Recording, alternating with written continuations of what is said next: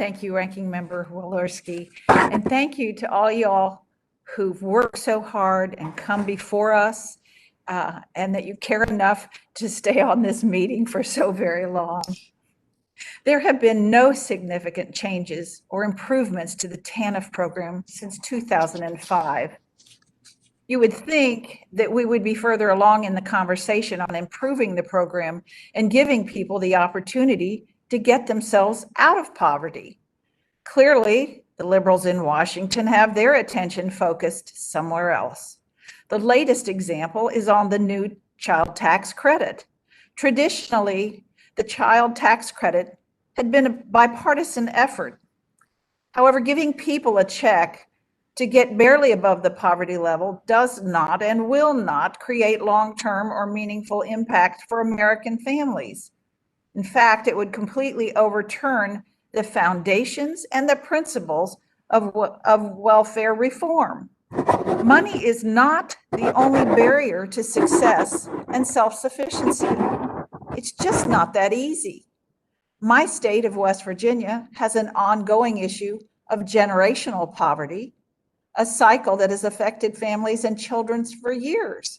I'm talking about from 3 to 5 generations of poverty. Many of these families have multifaceted issues, such as addiction, domestic violence, mental health, and unemployment. If we're going to discuss poverty alleviation, we must recognize that poverty is a complex issue that affects every family in a different way. As a part of the 25th anniversary of welfare reform, I introduced the Accelerating Individuals into the Workforce Act of 2021, which would reserve up to $100 million from TANF contingency fund to subsidize the wages of TANF recipients for up to 12 months.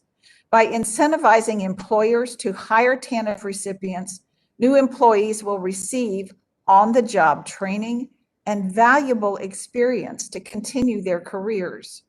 My legislation will invest in the well-being of families in the TANF program by creating a direct pathway to employment opportunities and success.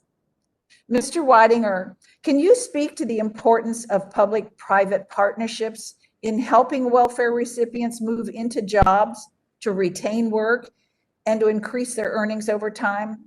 And can you contrast that with what my colleagues across the aisle's current approach is?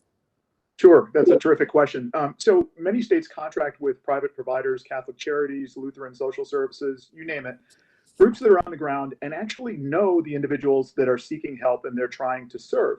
And I think that's an important part of this discussion that gets completely lost, especially in the context of things like child allowances. Knowing somebody, knowing what barriers they have and helping them overcome those barriers are really important. That was a fundamental premise of the TANF program that was about engaging with individuals, figuring out, do they need childcare? Do they need help getting to a job? Do they need, is a wage subsidy or something like that going to be important to this person?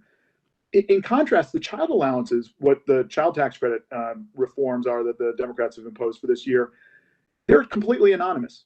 They're about literally checks showing up in people's bank accounts, and many people don't even know why they arrived, right? I think they'll figure this out over time, but it has nothing to do with whatever the barrier is to them working. In fact, it has nothing to do with them working at all.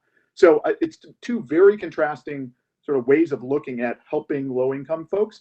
One is just give them a check and let them figure it out. The other is provide services, knowing who that person is and helping them along the way to moving up and out of poverty.